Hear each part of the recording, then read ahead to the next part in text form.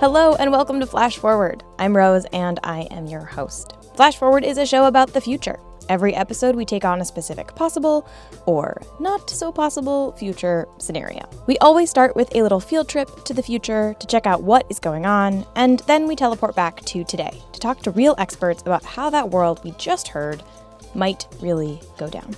Got it? Great. Before we go to the future, I have two things to tell you. First, this is the second to last episode of this season of Flash Forward. The last episode will drop on January 9th, and then the show will be on hiatus for a couple of months while I prep for season 4. If you want to keep up with what is going on and when the show is coming back, follow us on Instagram or Twitter or Facebook, or even better, become a patron, and you'll get behind the scenes information about season 4 and all of the weird and fun stuff I have planned. Second thing to tell you before we go to the future. I have a very fun surprise for you at the end of this episode. So remember 2 episodes ago when we talked about a futuristic religion generated by a supercomputer? Well, as part of that algorithmic experiment, our machine learning wrangler, Janelle Shane, also had her system generate a psalm based on a big corpus of psalms. Then, 2 guys in the UK named Hamish Symington and Owen Park arranged that computer-generated psalm for an actual choir. And then, 3 amazing people named Tim Roscoe, Nick Tiberi, and Emily Swara got their choir together, and they actually sang the computer-generated psalm.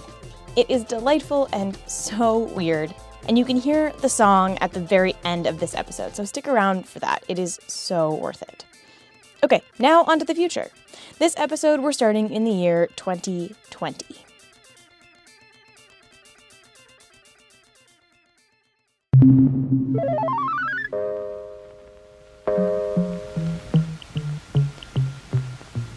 Keeping check of where we are and where we're going is still our common purpose in the census.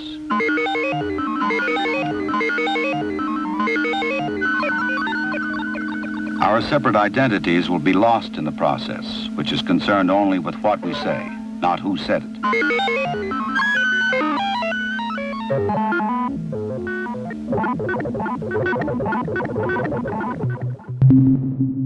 Welcome back to the day number 2 of the CSAC fall meeting. Following a very lively and rich presentations and discussions yesterday, we're on to day number 2.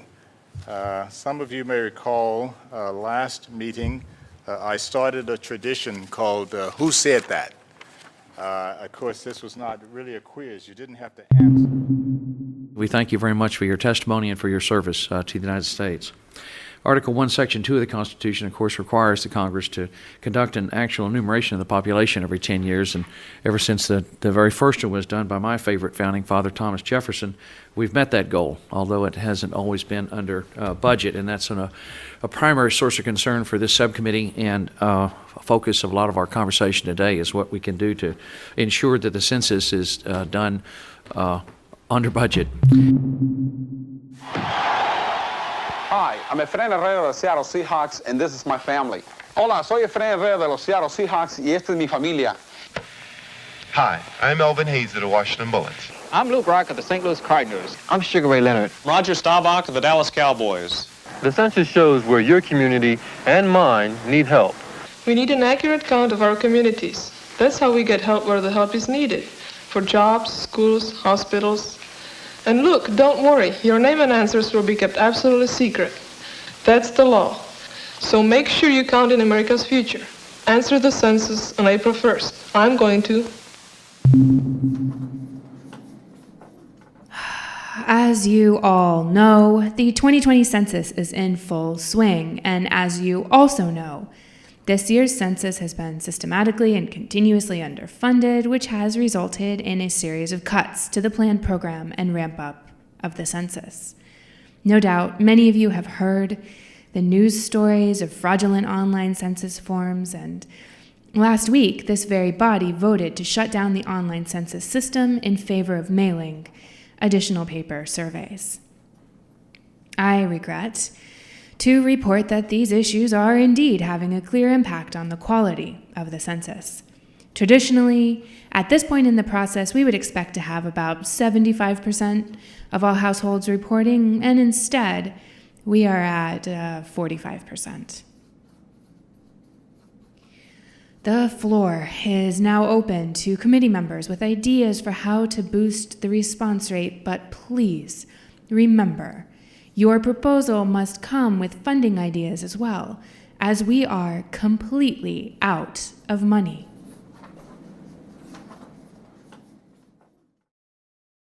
Okay, so this future is one in which the 2020 United States Census is considered a failure. Now, this is something that some people in the U.S. are actually really worried about because the 2020 census is already not going that well. Where do I start? There's a lot of uncertainty at the Census Bureau. The Census Bureau has asked for more money than Congress has been appropriating, so it says it's being underfunded. There's also uncertain leadership at the Census Bureau. The last director just left earlier than expected. A replacement has not been named. There are a number of other leadership positions below the director of the Census Bureau that also are in flux. And this is coming, just about 2 years before Census Day 2020. My name is Hanzi Lo Wong. I'm a national correspondent for NPR, and I cover the census. All of this confusion at the census is already having a real impact. Due to lack of funds, the Census Bureau had to cancel 2 field tests that were meant to try and test out the latest surveys and methods for collecting data in 2020. And that's especially troubling for this particular census. The 2020 census is going to be a super ambitious census. It's going to be the first one mainly conducted online. Because it's the first internet census, there's a lot at stake because how is this going to work? Will the website crash when they launch this website? Will people actually fill it out? How will people fill it out? Can anyone hack this system? Will there be any security breaches? All of those questions cost money to answer. And right now, the Census Bureau claims that it doesn't have enough money. And Congress is still trying to decide whether to hand that money over. And people who work with and rely on the census are starting to worry that soon it might actually be too late. We put off all the major decisions in terms of funding until right now. Winston Churchill used to say that in terms of Americans, they could always be counted on to do the right thing after they'd looked at every other possible option. Well, we're now at that point that Winston Churchill talked about. This is Phil Sparks. He's the co-director of the Census Project, which is a nonpartisan group made up of organizations that rely on census data, things like labor unions and businesses and civil rights organizations. And Phil isn't alone in worrying about whether or not the census is going to get the money and support that it needs. You have this gigantic venture, which takes enormous planning, huge amount of detail, and has to be adequately funded. Well, in its infinite wisdom, the wonderful people in our Congress decided several years ago that they would insist that the money spent for the 2020 census could not be any more than the money spent for the 2010 census. This is Susan Lerner, the executive director of Common Cause New York, a government watchdog group. Now, I don't know about you, but there's virtually nothing in my life that costs as little as it costs in 2010, which wasn't so little to begin with, but prices have gone up. So if you keep the amount of money steady, you have a problem. As the months drag on and the Congress comes to no conclusion in terms of the federal government and therefore no conclusion in terms of the Census Bureau's budget, it's not only worrisome, but at some point it'll seriously affect the census and its accuracy. Because we're going to take a census. The question is it going to be a good one, or is it going to, and a fair one, or is it going to be a bad one? It's unclear if the money is going to come, in part because politicians and pundits have zeroed in on the census as a place to cut money from the budget. Here is a clip from a Fox News roundtable discussion from last year. And as for what can be cut, I'd love to see the $8 billion slated for the 2020 census get slashed. The last census, I think the census is un-American. The last census, the woman came to my house, and when I told her, she was asking me where my grandparents came from and where I came from, and couldn't figure out what race I was. So weird. Why does that matter? We don't need it. We don't need it. We can save money and our own privacy by getting rid of it. So the 2020 census might very well not get the money that it is asking for. And that might impact how good the census actually is. And that might not seem like such a big deal. I mean, who cares if we don't have an exact count of the exact number of people in the U.S. and where they live? Who cares if we only get a census response of 90% of the U.S. instead of 99%? Well, if it was 90%, it would have been a catastrophe, and it would have been a disaster census. I would say that if the census was 2% inaccurate, in other words, we only counted 98% of the public, then it probably is an inaccurate census, and there'll be a political hell to pay. We would surely have a constitutional crisis. A constitutional crisis? But why? In order to understand why a 3 or 4% drop in census accuracy would be such a big deal, we need to actually understand first what the census is. So let's back up to the founding of the United States. So it's 1787, and the Founding Fathers are meeting in Philadelphia to try and figure out how to run this new country of theirs, which is obviously no small task. You have these states who want their rights, but you also need to figure out how to govern the collective as a whole, the conglomeration that is the United States of America. How do you unite them? You have tiny states and big states, you have populous states and you have empty states, and you have a ton of land to the west, which you know that you're going to go steal sooner or later. So the Founding Fathers were presented with this immense challenge, figuring out a system that could accurately and fairly represent all of those things. So at this meeting in Philadelphia, you have representatives from already existing states, and they are all trying to make sure that they don't get screwed over in whatever the system winds up being. So if you are a tiny state with not that many people, you are all for a government that gives every state the same number of representatives.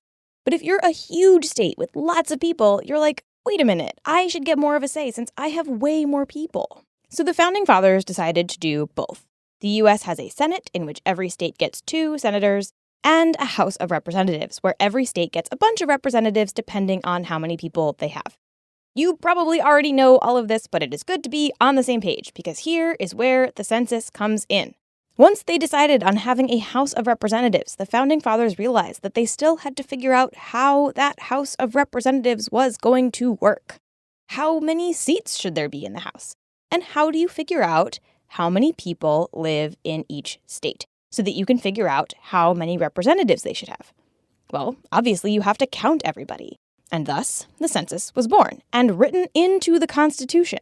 Here is how Section 2, Paragraph 3 of the Constitution explains the census.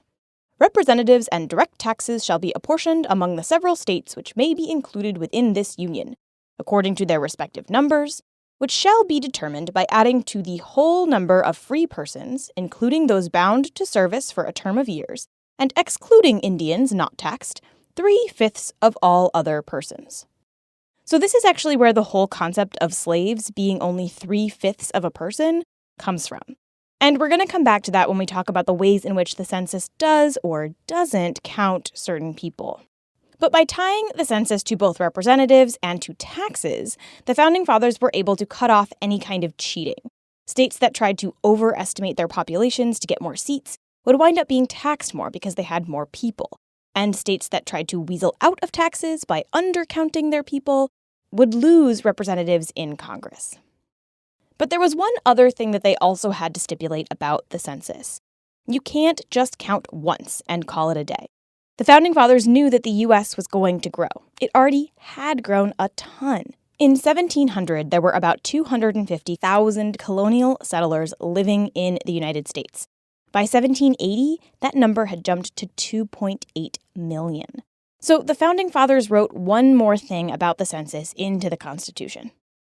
The actual enumeration shall be made within 3 years after the first meeting of the Congress of the United States, and within every subsequent term of 10 years, in such manner as they shall by law direct. The fact that the census is written into the Constitution and is a key part of the mechanism by which our entire government functions makes the argument that the census is, quote, un-American, kind of hilarious.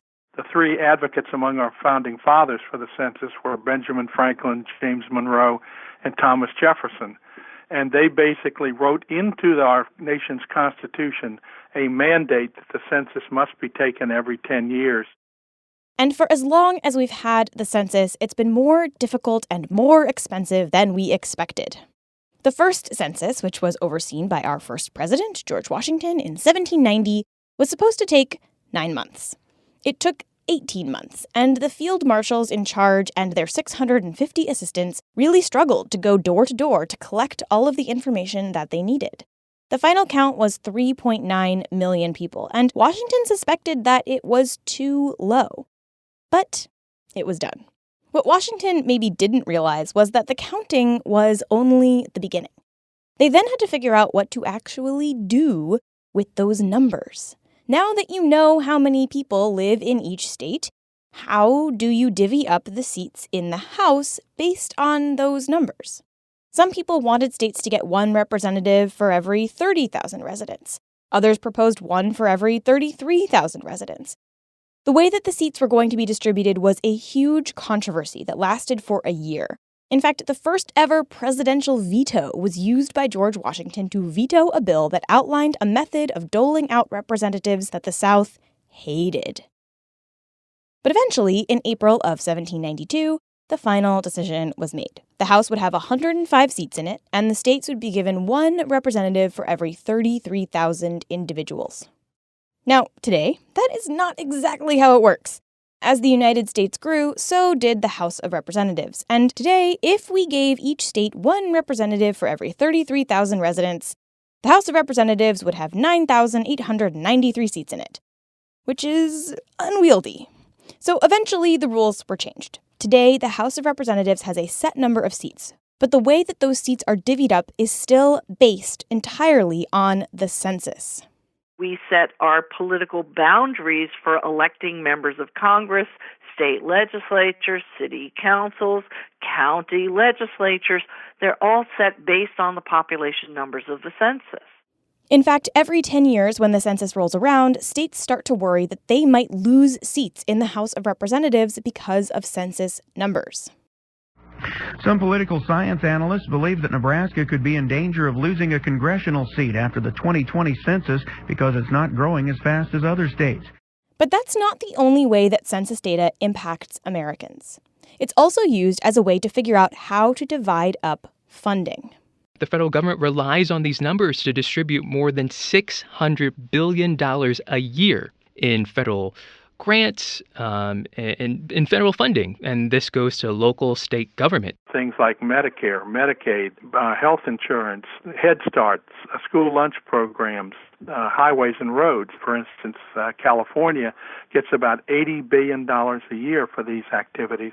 All of it relies on census counts. So if you don't have those numbers, how do you figure out, essentially, how do you cut up this pie and make sure everyone's getting a fair share?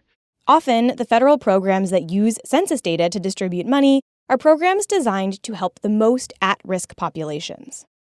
Take Head Start, for instance. The money is directed towards a particular population, the pre-K population in the United States, and it's particularly directed towards people in low-income, working poor, working areas where they need particular help in terms of pre-K assistance.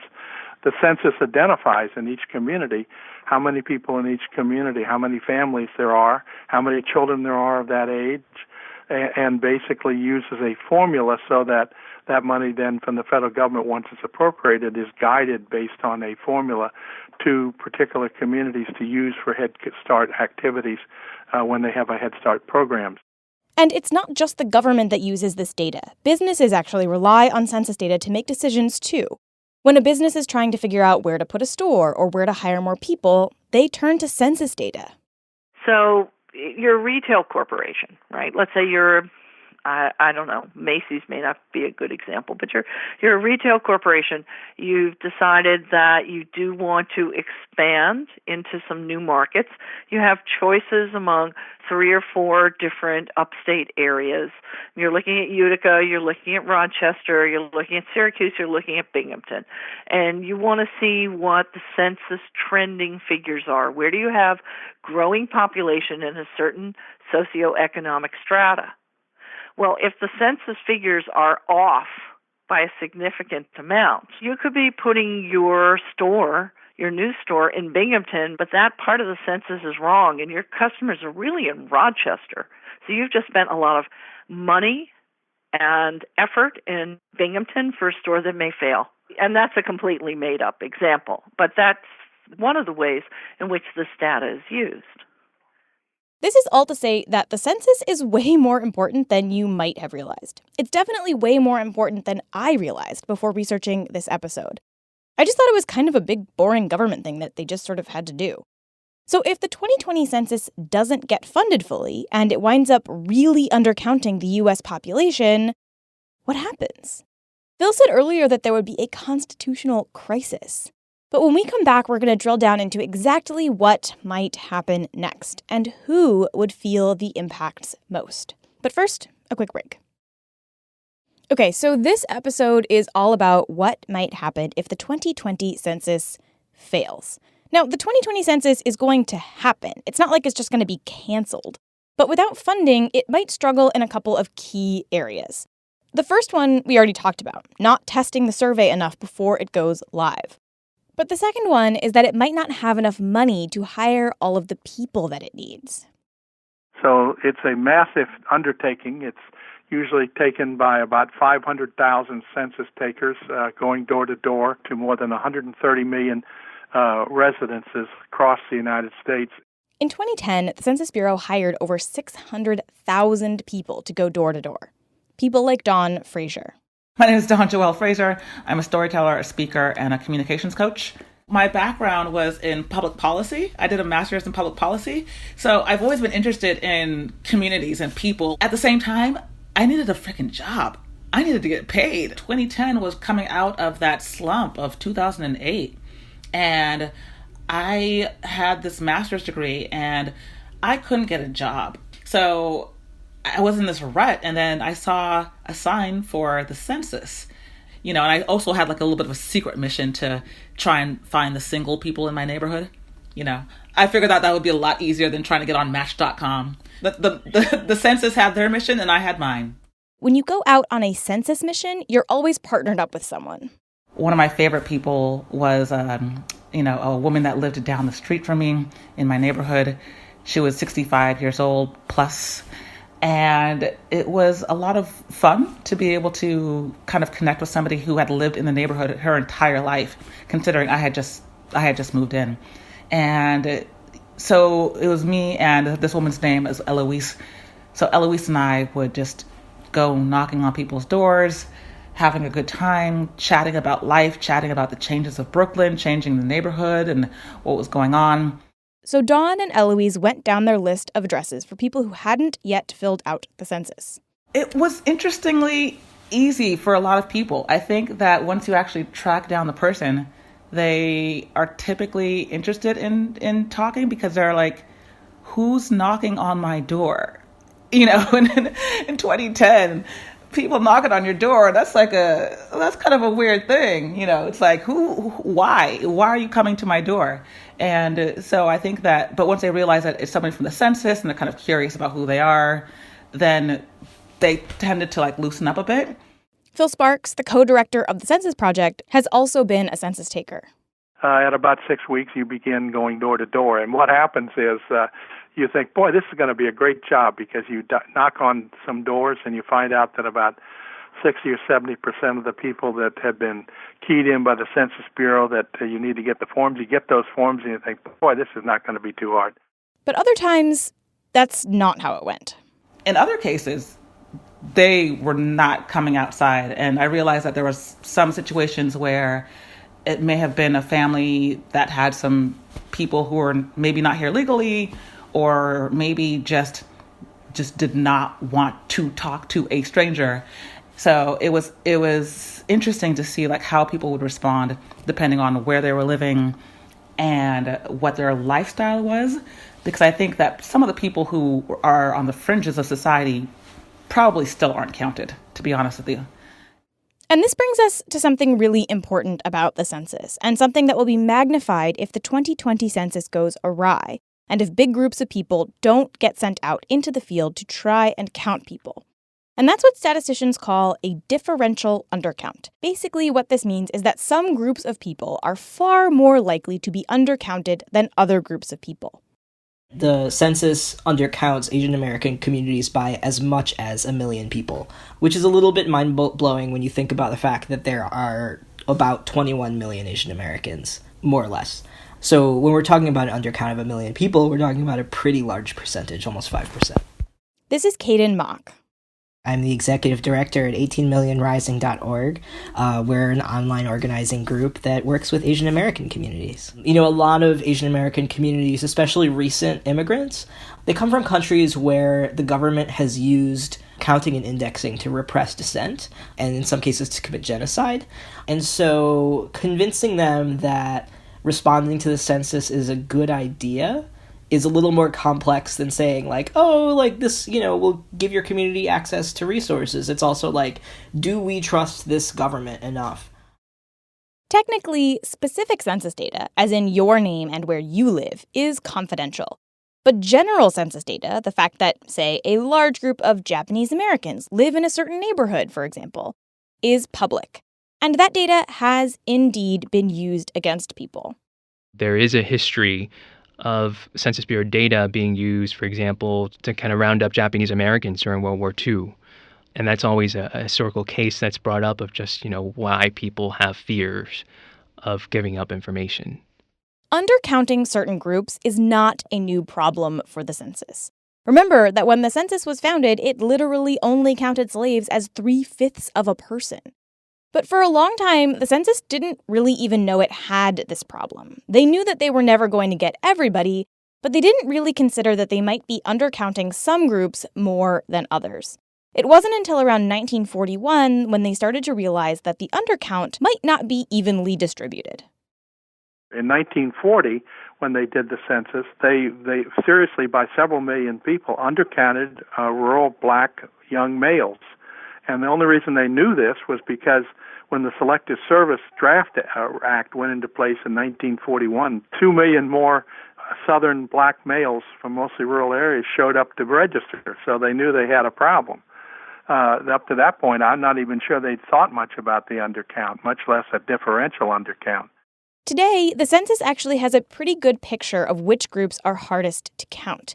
And in the past, the Census Bureau has spent a lot of money trying to make sure that those groups are attended to. Some of them were like really sort of simple common sense things, like sending people a letter before the actual census forms are sent to say like, hey, this is happening. Here's what it's about. Here's like some answers to some common questions. And then allowing people to like request an in-language form then and there is a really big deal. Or even just hiring folks from the community to go out and collect census data. A generic message, you know, to a community of Hmong refugees is maybe not going to land in the same way that a message from other Hmong speakers, other like Asian Americans who have refugee backgrounds might land. And stuff like that, you know, when budgets get cut and when there's a lack of leadership, those are the things that I worry about falling by the wayside, even though they're shown to increase the count. Which could really impact these communities. The populations that historically have been undercounted are also the populations which historically are economically and socially disadvantaged. They're the populations the government tries to assist. And if you don't have an accurate sense of people who need help, then you can't have an effective program to help them.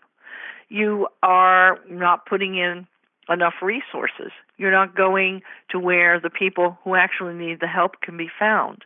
Your efforts are misdirected and they're too short of the mark. And that happens way too frequently.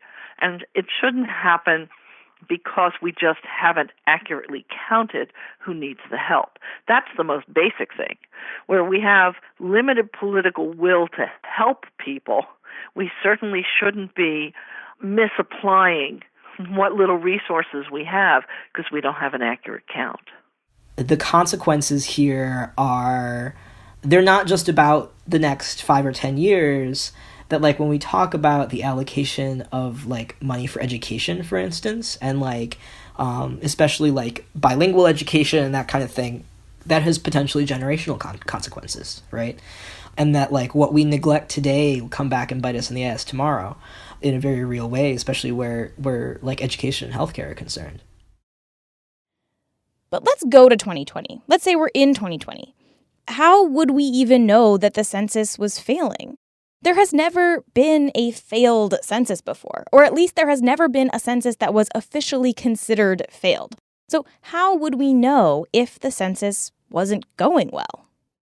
If you have a mail return rate, MAIL return rate, of 73% or less, they're considered a hard-to-count area. So if your accuracy is falling below that level, you're not getting most of the people to answer. I don't know that anybody would consider it a failed census. I don't think anybody, I haven't heard that term, but it would be an inaccurate census. It might not be a reliable census, and that would be a tragedy. In 2020, the census is actually going to coincide with a presidential primary, which, if the last presidential primary in America was any indication, is going to be a pretty intense period. And Hansi says that if the census isn't going well, we're going to hear about it pretty quickly. I think towards the end of 2020 and in spring of 2021, when these numbers start coming out and people are thinking about redistricting and thinking about, it's been 10 years. A mayor may be thinking it's been 10 years. My city certainly has grown. I need to make sure I can ask for more money and make sure I get enough more federal funding that I think my city deserves. And it's because my population has grown, for example. You're going to hear complaints. You're going to hear from politicians. You're going to hear from advocacy groups saying there was an undercount. Or you didn't count my neighborhood. What about this block? You said these houses are vacant. They're not vacant. So let's say that we do wind up seeing a really obvious undercount. And we start getting mayors and local officials and community organizers sounding the alarm to say that they haven't been counted. Let's say it's enough people sounding enough alarms that it starts to look like the census just isn't accurate. What next? Well, nobody knows. Everybody I talked to basically just said, we'll have to wait and see. There has never been a census that everybody can agree is totally inaccurate at the time. We can look back and say, yeah, in 1940 that was an inaccurate census, but at the time they didn't really realize it. The best anybody can come up with in terms of a precedent is the 1920 census. The 1920 census was heated. The U.S. in the 1920s was still trying to recover from World War I. The House and the Senate had both turned Republican, and the president, Woodrow Wilson, struggled to maintain his sway.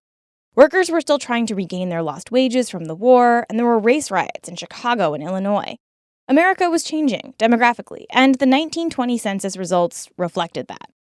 Census results came out, and the kind of big headline out of that was that for the first time, the U.S. had become, U.S., based on the numbers, was no longer a rural nation, that there was big growth in the big cities. And that rubbed a lot of politicians, especially those in the South and from rural communities, rubbed them the wrong way. It was not in their best interest. All these changes meant huge impacts in the way that Congress was set up. 19 different states stood to lose or gain seats because of the 1920 census. States with rapidly growing urban populations like California, Texas, Michigan, and Ohio, they were all going to gain seats. States without any big urban centers were going to lose seats. All told, the 1920 census was going to take away 11 House seats from 10 rural states and give them to 8 urbanizing states. I say was going to because in 1920, both the House and the Senate was controlled by the Republican Party, who stood to lose in this reshuffling. And so they just didn't do it. They refused to reapportion Congress. They refused to acknowledge the results of the 1920 census. Some newspapers called it tyranny. Some people called it unconstitutional. It took 8 years for them to finally acknowledge the 1920 census numbers, and they eventually passed a bill to reshuffle the seats in January of 1929. just 1 year away from the next census. But in 2020, simply ignoring the census actually isn't an option because there are now laws on the books that say that the reapportionment of Congress has to happen automatically. But the funding allocations, those are more of an open question. The government is going to have to decide whether it wants to just go forth and use the 2020 numbers that it knows are faulty, or maybe just ignore those numbers entirely and wing it, or just stick to 2010 numbers. So you could have states which are getting much more than they're entitled to because they had a pretty full count, and then states which really need the assistance and didn't have a nearly accurate enough count, and they won't get the resources that they're entitled to. The last thing you want is the national policymakers deciding their own priorities based on backroom deals. My town and city deserves X number of dollars for Head Start. Give it to me based on my political power. No, it's based on census data, which is nonpartisan and right there for everybody to see. Now, many of you listening are technology-savvy people, and you might be thinking, wait a minute. Google and Facebook and Apple and all of these technology companies are constantly gathering information about me all the time. They know where I live, what I eat, where I travel. Why can't these big data brokers just give the U.S. their data and we can call it a day? Well, there are some issues with that plan. The data which Google has is skewed to a certain population. You fall right into the digital divide. You really can't expect that a migrant population or a homeless population is going to be particularly accurately reflected by the sorts of information which Google collects online. The population is barely online, if at all. And even if you try to rely on, say, Google Street View and say, okay, well, I see that there are these apartments which usually have this many people in them, you'd wind up getting a really inaccurate count. This is something that Dawn experienced firsthand when she was taking the census in 2010. I mean, there was literally I would go to one place on Clinton Avenue, for example, which is a beautiful, beautiful street in Brooklyn. It has all kinds of brownstones. And so on this one block, I remember going to this one house where it was massive. It was 4 stories high.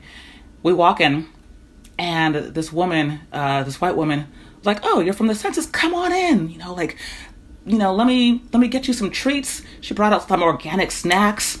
She brought out water and all these kind of chips for us, And so we're just taking notes. A little poodle dog comes running over to lick our toes and whatnot. And so I was like, "This is beautiful. How many people live here?" And she said 3. And I said, 3? She said, "Yeah, myself, my husband, and my daughter." This is a 4-story house, okay? A 4-story house. And then right next door, we would go and it would be, it would be a whole slew of apartments on each floor. Maybe not a slew of apartments, but maybe 2 apartments per floor. For a total of 1, 2, 3, 4, 5, 6, 7, 8. There was at least 16 people in the building right next door that looked exactly the same to the other buildings. So Dawn told another story about her census experience on the podcast The Story Collider. At the end of her census taking, her partner, Eloise, turned to her and asked her a question. And it's a really weird and surprising question. Now, I don't want to spoil the surprise for you, so you should go listen to that podcast once you're done with this one. I will link to it in the show notes as well. So when I asked Phil and Susan and Caden if there was some kind of backup plan, some plan B if the census goes completely haywire in 2020, and they all basically said, no, this is it. We've got this one chance, and if we screw it up, we're going to wind up in a really weird, tricky situation for the next 10 years. A part of this sort of both the promise and the challenge of building a democratic society is that you need to in some ways it assumes mass participation, but in order to perpetuate it, there needs to be mass participation. I guess for me the analysis is it's unacceptable to leave any community behind. It's sort of interesting. When I do science and technology futures on this show, they're actually usually easier to predict than the political ones. The 2020 census is clearly having some problems. But what happens next is way harder to predict than, say, what might happen if facial recognition technology was ubiquitous, or even what might happen if every volcano on Earth erupted at once. For those futures, we can basically predict what would happen next. But for this one, nobody really knows. We could make some good guesses. Roads and schools and school lunch programs would suffer. There would probably be some big lawsuits against the government by organizations like the NAACP, and there will certainly be a whole lot of fighting about it in the political arena. And we would probably still use the census data to ask questions about what to do and what to fund and where to build. But with a bad census, we just might not get the right answers to those questions.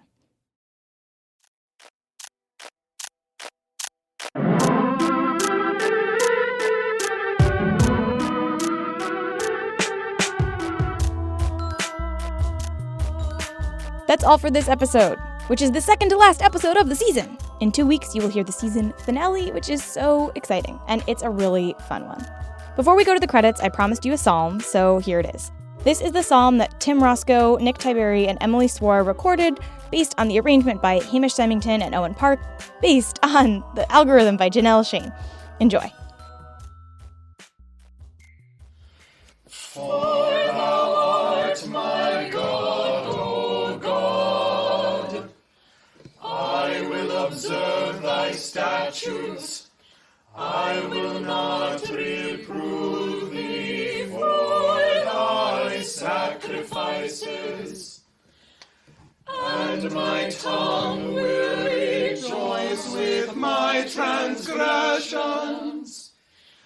And thy testimonies be clothed with frogs. The faithful was in the lands of the earth, and the peoples he gave them the dust. He sent them wonders of the dunghills of God, and he brought forth his praise to pass. Then they went up a highway for him that rideth through the mountains, and the wild beasts of the seas, and the wild beasts of the field of east, and the bonds of the river of thy wings. And the cattle upon me, O God, and the cattle upon the house of God, ye bread with thee. O let them do no bungers in the mountains, and the wild beasts of the field exulting about the sheep of thine anger. Their heart shall be abundantly satisfied with frogs.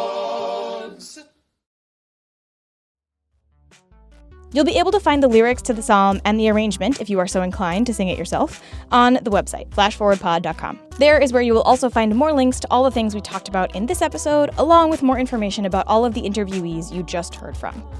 Flash Forward is produced by me, Rose Eveleth. The intro music is by Asura, and the outro music is by Hustleonia. Special thanks this week to Liz Neely, who voiced our future, very frustrated bureaucrat. The episode art is by Matt Lubchansky. If you want to suggest a future we should take on, send us a note on Twitter, Facebook, or by email at info@flashforwardpod.com. I love hearing your ideas. This episode was suggested by a listener. Thank you so much. And if you think you've spotted one of the little references I've hidden in this episode, email me there too. If you are right, I will send you something cool. And if you want to support the show, there are a few ways you can do that too. Head to flashforwardpod.com/support for more about how to give. But if that's not in the cards for you, you can head to Apple Podcasts and leave us a nice review. Or just tell a friend about the show. I say this every episode, and I know you probably think that it doesn't actually make a difference, but it does, because the more people who listen, the more advertisers I can get, and that means that the more I can do for the show. Okay, that's all for this future. Come back next time, and we'll travel to a new one.